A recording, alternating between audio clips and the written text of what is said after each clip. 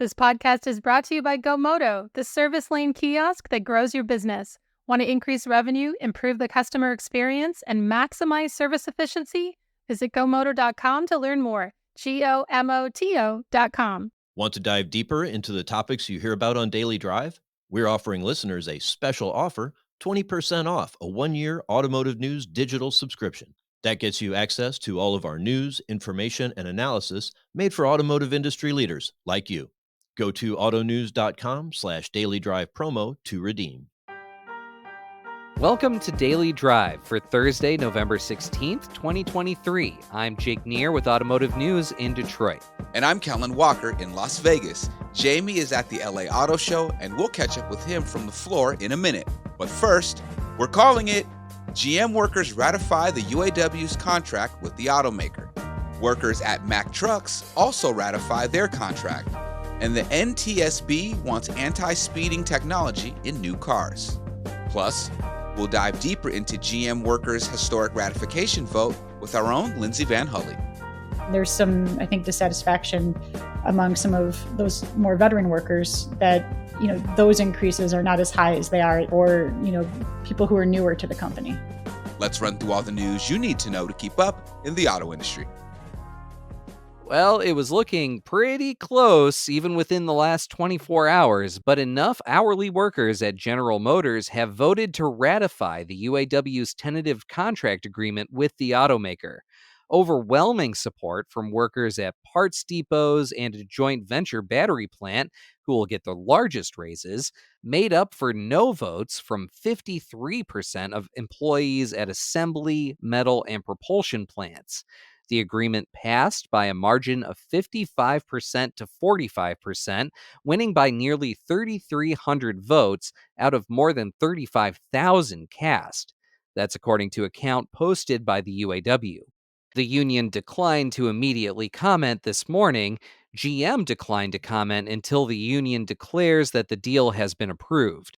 The deal receives support from about 82% of workers at parts plants and distribution centers, as well as 96% at the Ultium Cells battery plant in Ohio. The UAW says about 3,900 members representing Volvo Group-owned Mack Trucks ratified a new 5-year contract in the U.S. that ends a 39-day-long strike following the rejection of an earlier deal. The UAW and Mack Trucks had reached a tentative deal in October that included a 19% pay raise, but union workers overwhelmingly rejected it and went on strike. The deal had also included a $3,500 ratification bonus, improved retirement benefits, and less time needed to get to top pay. But some Mack workers complained the raise was too small to keep up with inflation. The UAW and Mack Trucks did not reveal details of the new contract and did not reply to requests for comment. Battery recycler Redwood Materials says it has a deal to supply critical components to Toyota. That comes as the automaker starts to ramp up both hybrid and electric vehicle production. Toyota will purchase Redwood's cathode active material and anode copper foil from recycled content. That material makes up the electrodes on an EV battery. The Japanese automaker will use the material in batteries produced by Toyota Battery Manufacturing in North Carolina. That plant will start production in 2025 and is Toyota's first automotive battery plant globally. It'll make lithium-ion batteries for hybrid and battery electric vehicles. Toyota said it is spending $14 billion on the facility. Redwood says it believes this is the first contract where an automaker provides batteries from its end-of-life hybrid vehicles to supply some of the metals for new EV batteries. And the National Transportation Safety Board is calling on automakers to install anti-speeding technology in all new cars and trucks. That follows a multi-vehicle crash last year in suburban Las Vegas that led to 9 deaths. The NTSB determined that the deadly crash was caused by excessive speeding, drug-impaired driving, and Nevada's failure to hold the driver accountable despite numerous speeding citations. As a result of the investigation, the NTSB issued a recommendation to 17 automakers to install intelligent speed assistance technology in all new vehicles that, at a minimum, warns a driver when the vehicle is speeding. The automakers include BMW, Ford, General Motors, Honda, Toyota, and Volkswagen. And those are today's headlines. We're going to talk more about GM workers' ratification of their UAW contract with the automaker in a minute. But first, our own Jamie Butters is at the LA Auto Show. He joins us now to talk about what he sees there. Jamie, how is it going? Hey, Kel, it's a really interesting show. On the one hand, it's a little sad. Like almost all the luxury brands are gone. This is a huge luxury market, and yet the only luxury brands on the floor are Lexus, Genesis, and Lucid. Porsche always had a big display, kind of off to their own. That's now where the Kevin Hart collection is being shown. No Mercedes, no BMW, no Jag Land Rover, no Audi. It's really strange for it to be so devoid of luxury. And of course, a lot of other brands that are missing, as Stellantis pulled out at the last minute. And so, in that sense, it feels pretty lonely, pretty empty in some of the layout. That said, they've really done a nice job with the way that the show's been staged. I think maybe they're tapping into that Hollywood vibe. Ford, if you think about it in Detroit, Ford had those big curtains that kind of made it so it didn't feel like such an empty hall. Ford has this massive space. They have more than 100,000 square feet. They've got giant curtains across the back to make it not feel so empty. They've got their truck with the mountain, the metal mountain that people can go over. Of course, they don't have to compete with Stellantis, so they've got the only mountain now. Really big displays, cars very spread out. So it doesn't look as empty as it feels in some way. And also, there's actually a pretty good number of cars here. It's, Toyota doesn't have a press conference, but they have their new Camry on the floor. Subaru is kind of back in the corner, probably from when the layout had more brands involved. But they have, of course, their beautiful display, and they've got the new Forester. So there's a lot to see, a lot of excitement around the Lucid Gravity. And of course, Hyundai, Kia, Genesis all have stuff to show. So with less automakers there, the automakers that are there have more space to play, is what you're saying. More space to play and more attention. Gotcha. Coming up, more about today's historic news that workers have ratified the UAW's contract with GM. That's next on Daily Drive. The auto industry's shift to carbon neutrality is here and it's accelerating. But is it enough? This is a moral imperative, an economic imperative, a moment of peril, but also a moment of extraordinary possibilities. No more hesitancy, no more excuses, no more waiting for the others to move first. There is simply no more time for that. Driving to Zero is a new podcast series from Automotive News that looks at the auto industry's roadmap to carbon neutrality. We take a big picture look at the environmental, political, and social trends pushing the move toward a greener future. And we pull back the curtain on how these decisions are being made at the highest levels. I said, the headline that you need is GM believes in an all-electric future. And I think Dan Ammon and Mary Barra pretty much said the same thing, which is like, but we don't. Spoiler alert, they came around to that idea. Find out how and much more. I'm Jake Neer. Join me and Automotive News Executive Editor Jamie Butters on Driving to Zero, available now wherever you get your podcasts. Your service check-in process sets the tone for your customer's entire visit. Do your customers wait longer than 5 minutes to check in for service? Are your advisors presenting upsells to every customer every time? How often is the opportunity for a trade appraisal missed?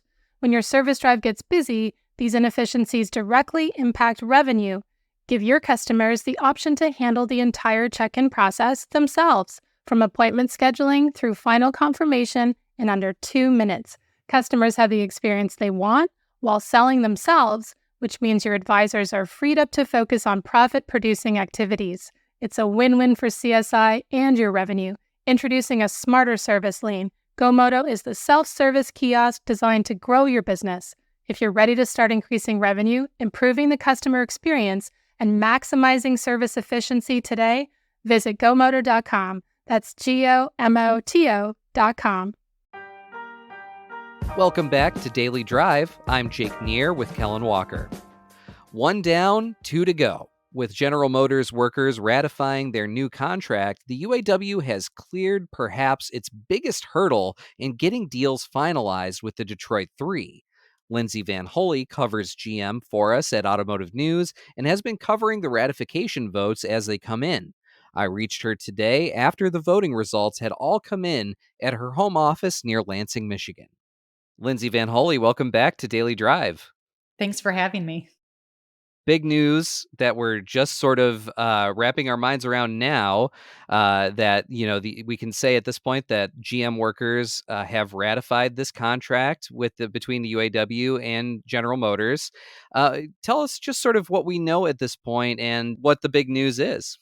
Yeah, ratification has been kind of going on for a couple of weeks. And the last few days, we've begun to see a lot more results come in from, different types of plants, assembly, parts, facilities. And, really today we got the last of the voting results in. And you're right, the agreement has been ratified, at least from the results that are posted online right now. The margin overall was about 55% to 45%.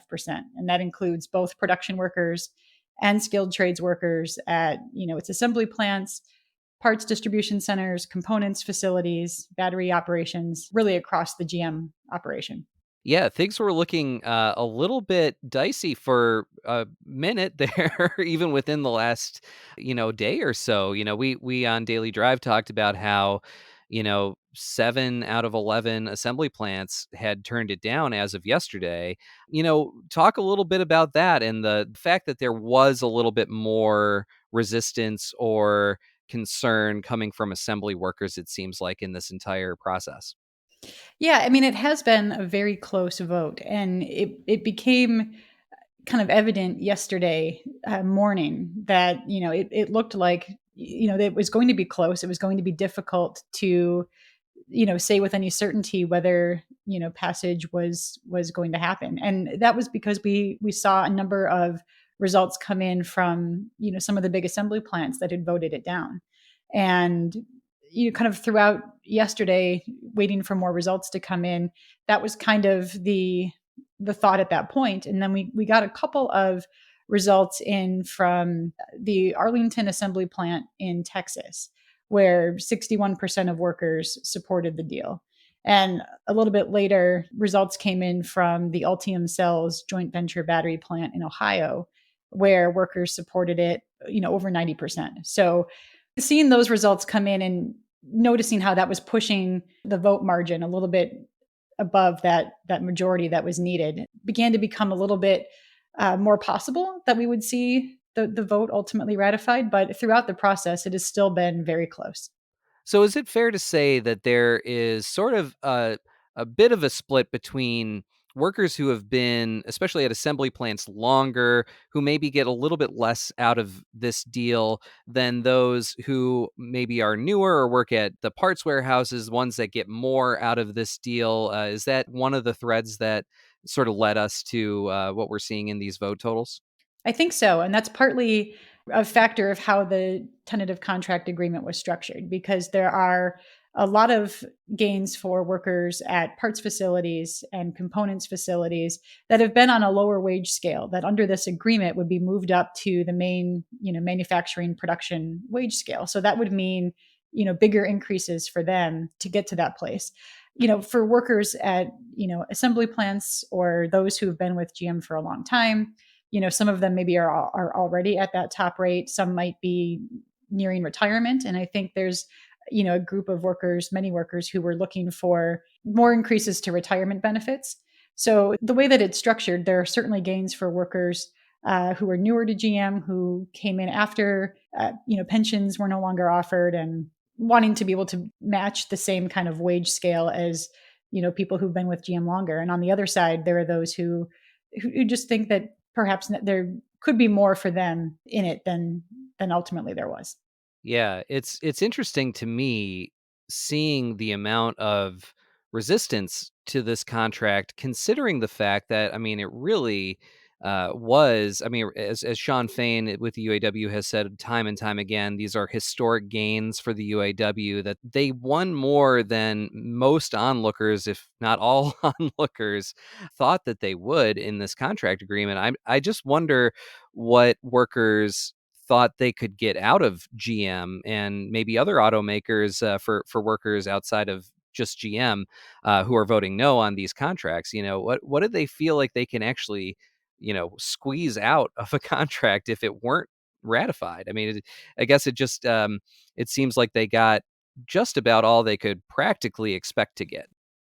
Yeah, I think, there's a lot of that. I think that we'll learn more just as, we talk to more people now that the vote is completed. But I think it's that piece about, for some of those workers who've been with GM for a number of years, just that concern about being closer to retirement and wanting some of those benefits back. I was talking with a union leader in Toledo, where GM has a propulsion plant, the other day, and he said, this contract goes a long way in fixing some of the economic issues that we were looking for. But we've got a lot of people here who have a lot of seniority and might be closer to retirement under this contract. And I think they were looking for more of those benefits now. And if we wait until 2028, we can't guarantee what kind of economic cycle we'll be in.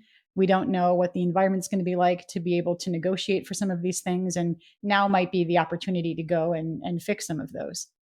On the flip side, I was talking with a local president at a parts plant today who told me, again, the wage increases for workers there are going to be life-changing, he said. And, it's something that, the reflection that, everything can't be won in one contract, but this is something where workers could be brought to the same wage scale. And then in the next contract cycle, with that piece taken care of, maybe that might be a time to go after some of the retirement benefits that they're looking for. So it's, I think, differences in just kind of how that's viewed and concerns about just what the economy might be like and what the next bargaining cycle might be like in 2028, and really wanting, I think, to capitalize on some of the momentum that the union had in this cycle to be able to, to get all of the things back that they were hoping for.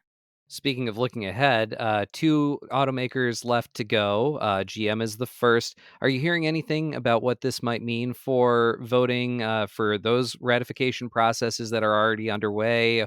Or is it kind of too soon to say, what this means for those votes?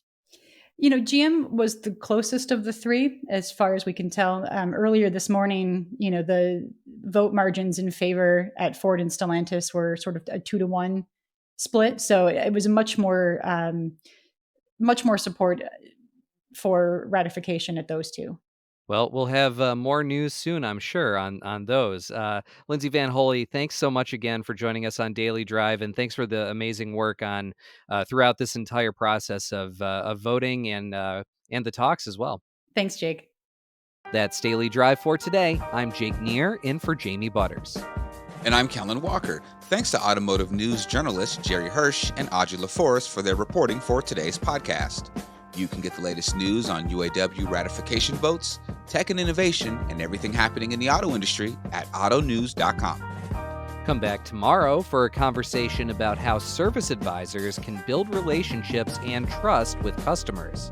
If you enjoyed the podcast, remember to like, leave a review, and subscribe so you never miss an episode.